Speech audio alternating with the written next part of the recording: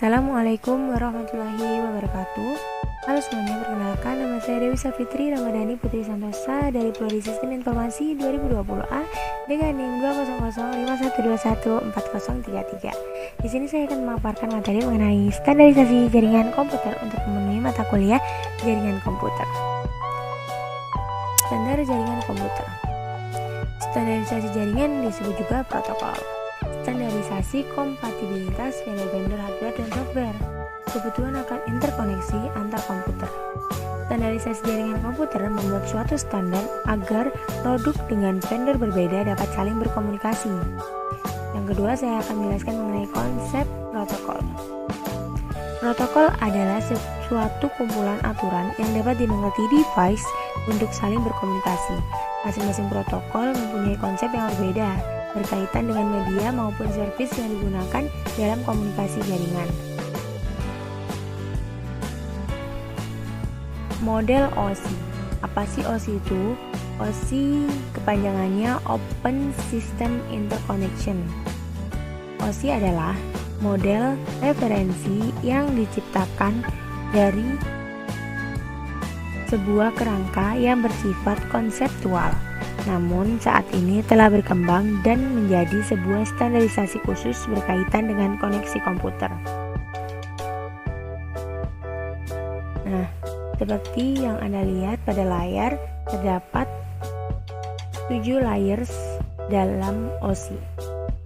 Yang pertama ada application layer, presentation layer, session layer, transport layer, network layer, data link layer, dan physical layer. Tujuan model OSI apa sih? Tujuan dari pembuatan OSI layer adalah menjadi model rujukan bagi setiap vendor atau developer, sehingga produk atau perangkat lunak yang dibuat memiliki sifat interpolate, yang berarti user dapat melakukan kerjasama dengan produk atau sistem tanpa perlu melakukan penanganan secara khusus atau spesial.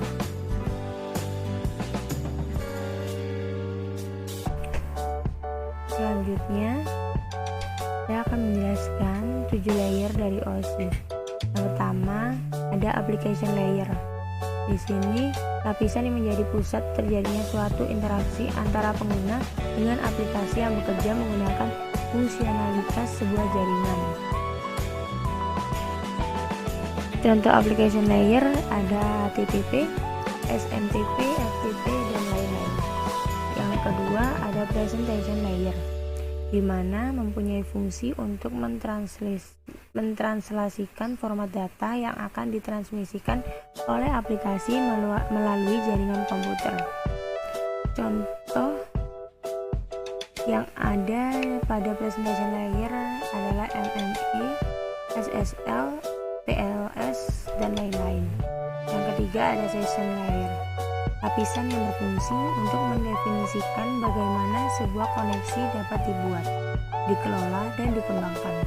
Contoh protokol yang berada pada session layer adalah NFS, SMB, RTP, dan lain-lain. Selanjutnya ada transport layer. Transport layer berfungsi untuk memecahkan data menjadi paket-paket data, serta memberikan nomor urut untuk setiap paketnya. Yang kelima ada network layer. Tugas dari network layer adalah membuat header untuk paket yang berisi informasi IP atau internet protokol, baik IP pengirim atau IP tujuan data. Selanjutnya ada data link layer.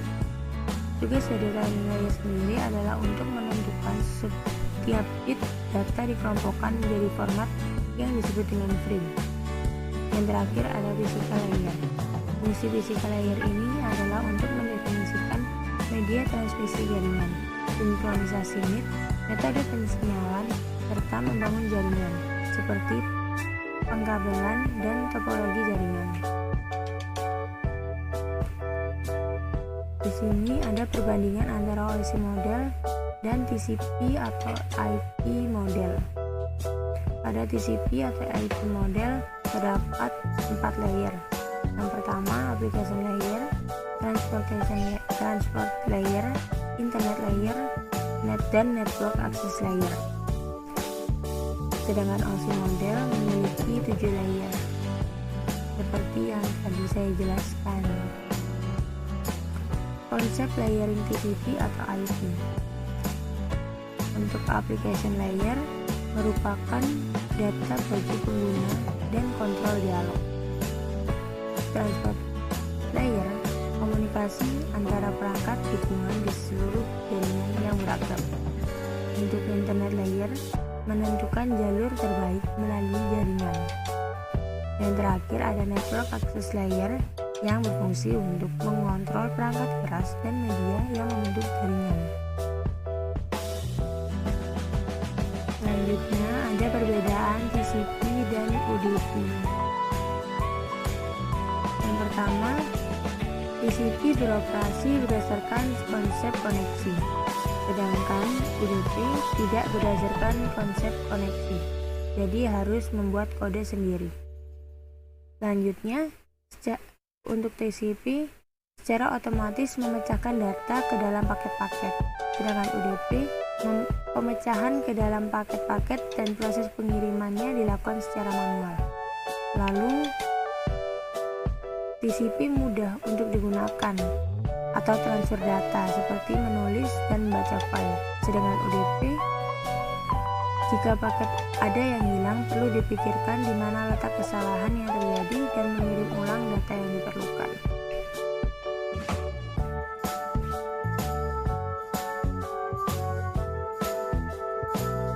Network protokol memiliki banyak macam. Di sini saya akan menjelaskan hanya beberapa saja. Yang pertama ada Serial Line Internet Protocol atau SLIP. Protokol yang memungkinkan pemindahan data IP melalui saluran telepon. Yang kedua ada Hyper Transfer Protocol atau yang biasa disebut HTTP. Protokol yang digunakan oleh World Wide Web atau WWW. HTTP mendefinisikan bagaimana suatu pesan bisa diformat dan dikirimkan dari server ke klien. Selanjutnya ada Telecommunication Network atau Telnet. Protokol jaringan yang digunakan di koneksi internet atau local area network. Lalu ada File Transfer Protocol atau yang disebut FTP. Protokol internet yang berjalan di dalam lapisan aplikasi yang merupakan standar untuk mentransfer file komputer antara mesin-mesin dalam sebuah internet network. Selanjutnya ada Secure Socket Layer atau SSL.